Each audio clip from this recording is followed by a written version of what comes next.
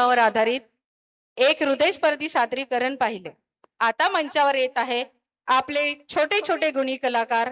लहान वयात मोठा विचार आणि छोट्या पावलांनी मोठा संदेश देण्याची आज हे बाल कलाकार आपल्याला दाखवणार आहे. तर एक जोरदार टाळ्यांनी बाल कलाकारांचे स्वागत करूया.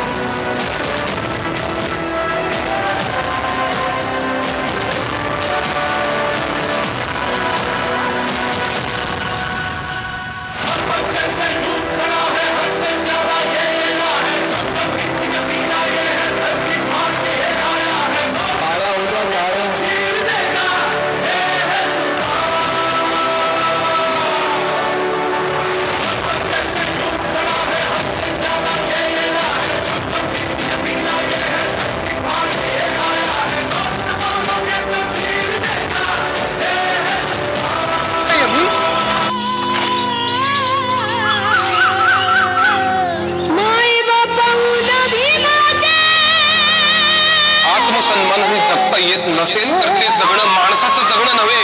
शिकलास तर हक्काची भाकर मिळेल.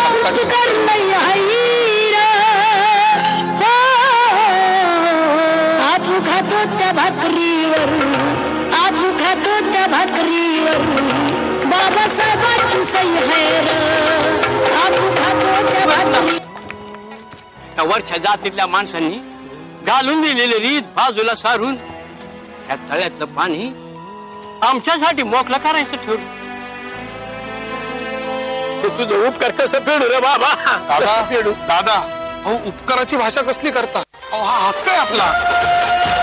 अहो या तळ्यातलं पाणी सगळे लोक पितात की नाही? अहो जनावरं देखील पितात.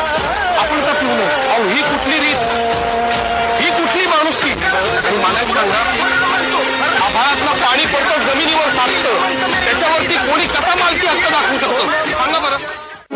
प्रश्न पाप पुण्याचा नाहीये, प्रश्न आपल्या हक्काचा आहे. चला स्पर्शिले तू ओंजळीने खुले केलं पाणी चौदार तळ्याचे, हक्क देऊन माणसाचे केले सोन पीडितांच्या जीवनाचे.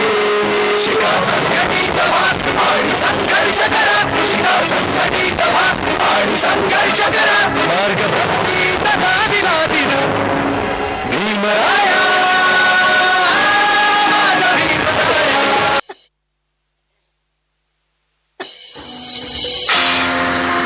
लक्षात ठेवा, या वेळेला जर आता पोरगी होणार असेल ना तर आत्ताच ते काढून टाकायचं पोर. या वेळेला मला नातूच पाहिजे. हो आई, आता एक माझी काय चूक? आपल्या खानदानाचं नाव काय तुझ्या पोरी मोठ्या करणार आहेत का? एक लक्षात ठेव, पोरगा झाल्याशिवाय मी तुला थांबू देणार नाही. अहो पण मला त्रास होतो त्याचं काय? नाही सहन होतो आता मला. कधी एकदा आंबेडकर साहेब तो कायदा आणतील ना असं झालंय मला. नाव काढू नकोस त्या आंबेडकराचं. आंबेडकर साहेब काही करून या सगळ्यातनं आम्हाला बाहेर काढा. सोरं जन्माला घालायची आणि चूल फुकत बसायची, यातच दिवस चालेत आमच्या बाईच्या जातीचे. साहेब जिवंतपणी मरण आता नाही सहन होत. आता आपल्याला मूल होऊ द्यावं का नाही हा निर्णय घेण्याचं स्वातंत्र्य प्रत्येक स्त्रीला असलंच पाहिजे. कारण गरोदरपणाचा, बाळंतपणाचा आणि मुलाच्या संगोपनाचा सगळा भार हा स्त्रीवरच असतो. त्यामुळे कोणत्याही कारणाने जर एखाद्या स्त्रीला मूल होऊ देण्याची इच्छा नसेल तर तिला गर्भधारणच टाळता येण्याची सुविधा असलीच पाहिजे.